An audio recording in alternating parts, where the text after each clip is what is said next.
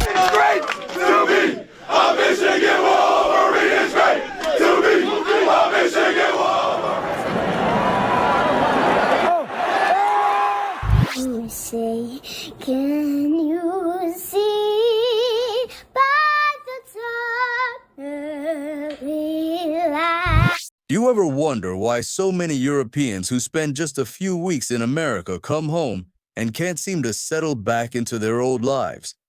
You'd think it would be the other way around, that the country with the messier headlines, the wilder politics, the bigger portions, and the louder trucks would be the one people were relieved to leave. But over and over, in the months since the World Cup 2026 crowd started rolling back across the Atlantic, a strange pattern has been showing up in comment sections, group chats, and late-night video calls between friends. The Europeans aren't relieved. They're rattled.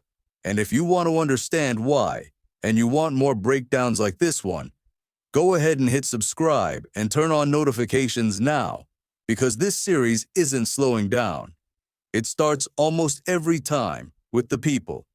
The United States of America is the best country I've ever visited in my life. Americans compared to Australians are actually so nice, and it took me by surprise. I didn't realize just how much niceties there are in the American social context. I think America is the best place in the world, right? But it's not just the best place in the world for people, it's also the best place in the world. Ask any European who spent real time in an American host city this summer, and the first thing they bring up usually isn't a stadium or a skyline. It's a stranger. There's the story that's been circulating from a group of Scottish fans in Kansas City, where a local family reportedly overheard them trying to figure out bus schedules outside a stadium gate and just drove them back to their hotel, 20 minutes out of the way, refusing any kind of payment or even a thank you dinner.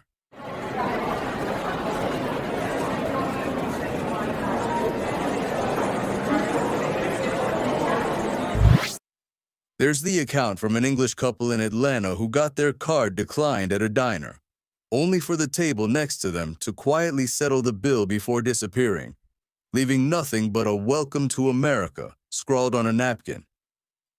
And then there's the moment, caught on dozens of phones and reshared endlessly online, of a police officer outside a fan zone in Houston who spent a full 10 minutes doing crowd control banter with a group of German supporters, trading good-natured trash talk about the match instead of the stiff, official energy they'd expected from law enforcement back home. It's great to be a Michigan Wolverine.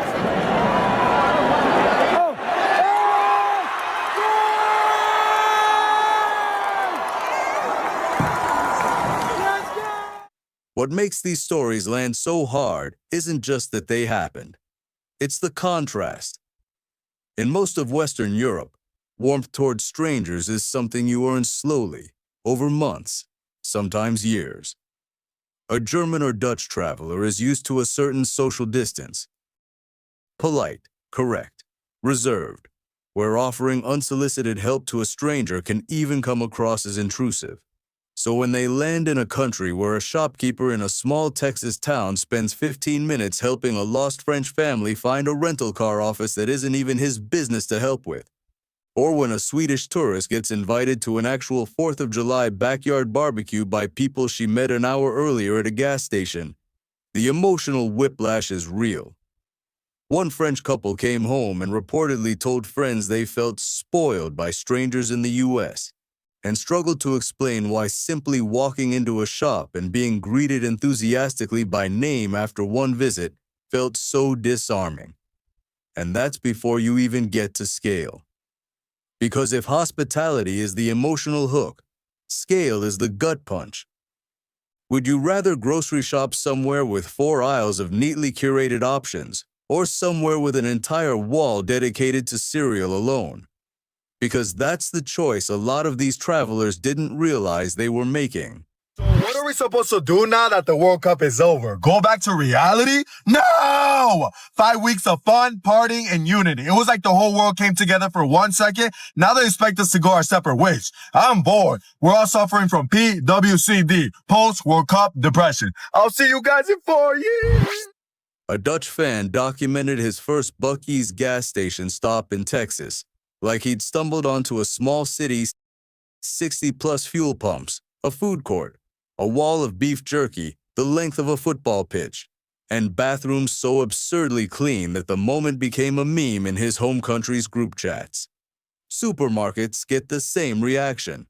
Shopping carts the size of European car boots, milk sold in gallons instead of liters, a produce section that runs the length of an entire European corner shop. Add in the trucks, actual full-size pickup trucks parked outside ordinary suburban homes, dwarfing the compact hatchbacks most of these visitors drive back home in the highways, 8 lanes wide and still somehow congested. And you start to understand why everything is bigger, stopped being a joke, and started being something these travelers had to physically recalibrate around. Even the stadiums played into it.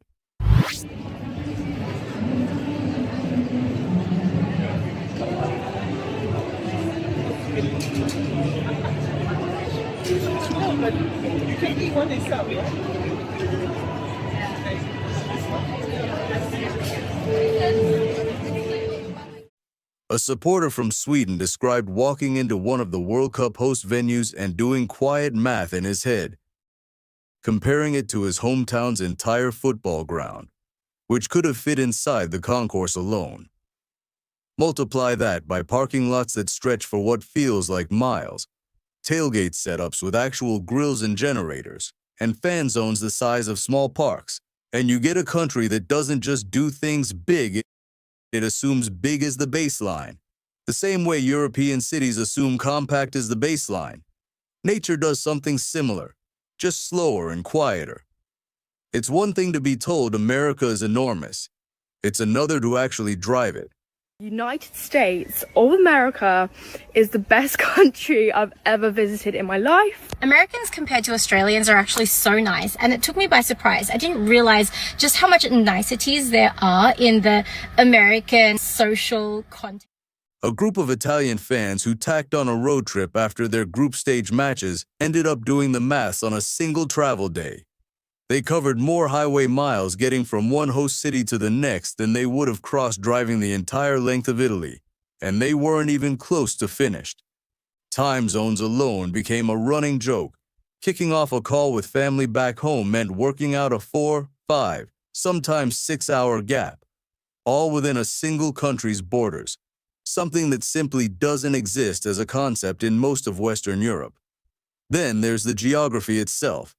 A German traveler who extended his trip to see the Grand Canyon reportedly said the scale didn't feel real until he stood at the rim, that pictures had completely failed to prepare him for what it does to your sense of size.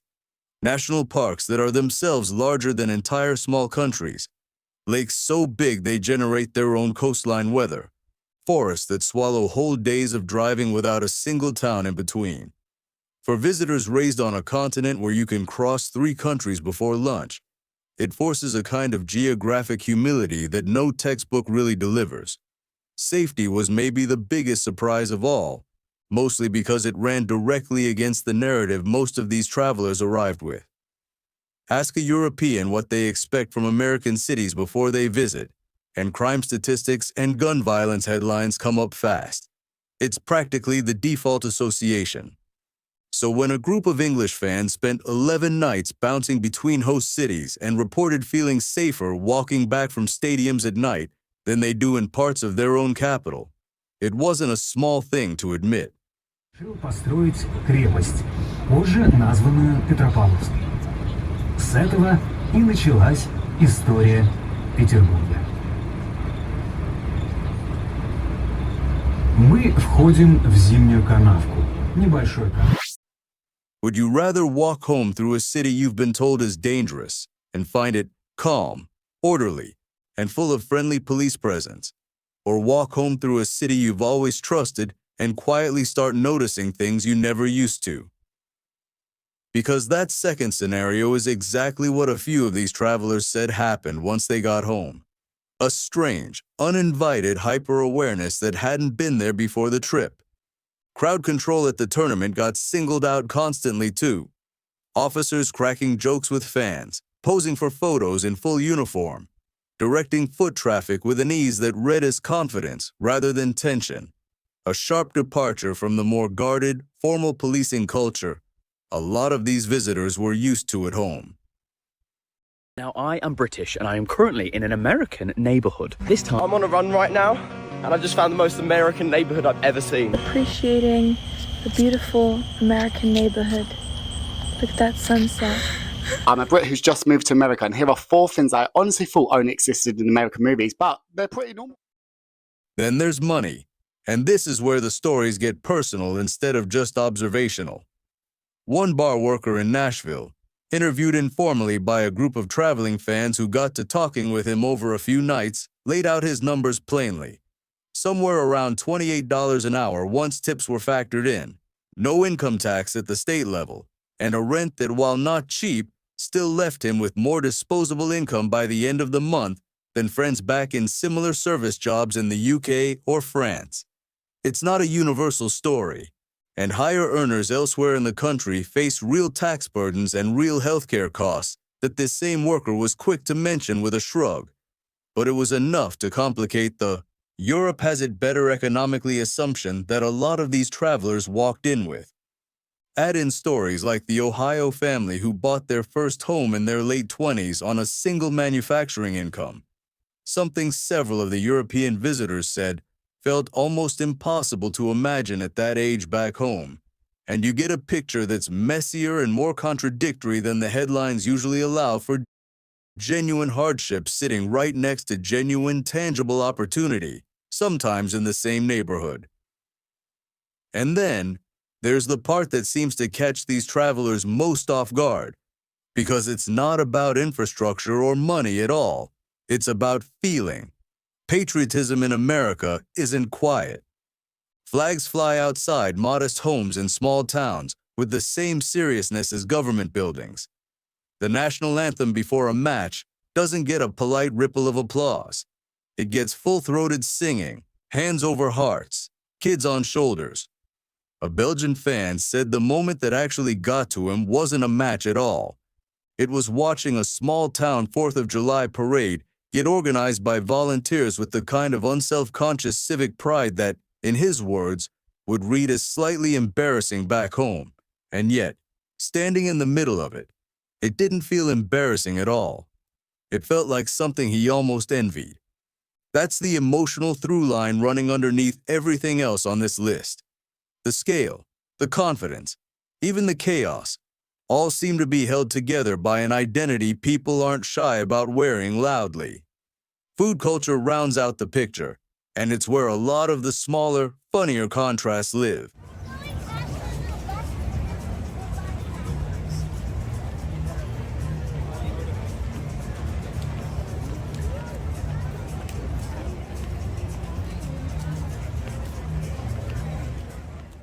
Portion sizes get the obvious jokes: a small drink that could pass for a European large, a burger that requires both hands and a strategy, but it goes deeper than novelty.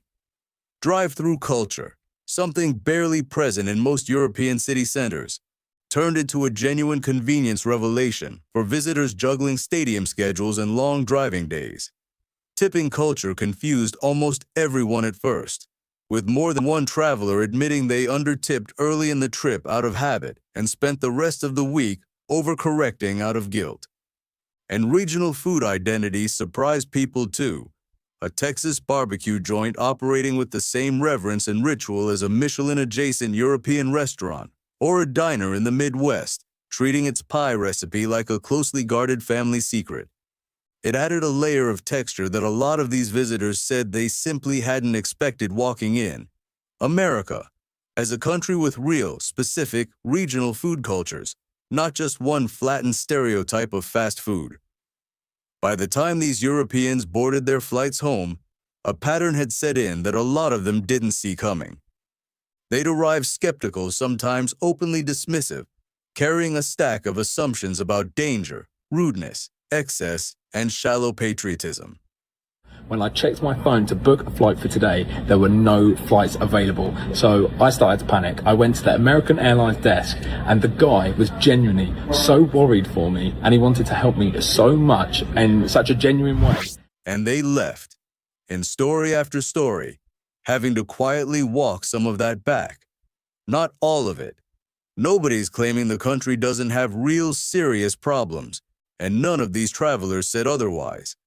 But the specific, lived experience, the stranger who paid for lunch, the officer who joked around instead of intimidating, the family who invited them to a backyard barbecue on a random Tuesday kept refusing to match the narrative they'd been handed. Enough of them came home saying versions of the same thing, that they owed the place an apology they never expected to give. So here's the question this whole conversation keeps circling back to. Would you rather live somewhere smaller, quieter, and more predictable, or somewhere bigger, louder, and more unpredictable?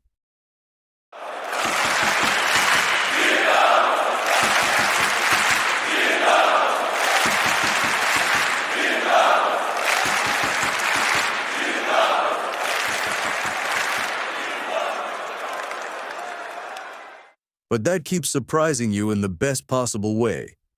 There's no wrong answer, and that's kind of the point. If this kind of cultural contrast is something you want more of, do us a favor like this video. Share it with someone who'd argue with you about it, subscribe, and turn on notifications so you catch the next one in this series the moment it drops. Before we go, a quick honest note. Everything in this video is a compilation built from public social media posts, travel vlogs, fan reactions, and general reporting around the World Cup 2026 travel season, blended with narration and analysis for entertainment and discussion. It doesn't capture the full social reality, policy, or lived experience of any one country, and individual stories here are illustrations, not universal truths. Nothing here should be read as a claim about any specific real person beyond the general, publicly shared experiences these kinds of travel stories represent, and nobody should base personal, financial, or travel decisions solely on what's presented here.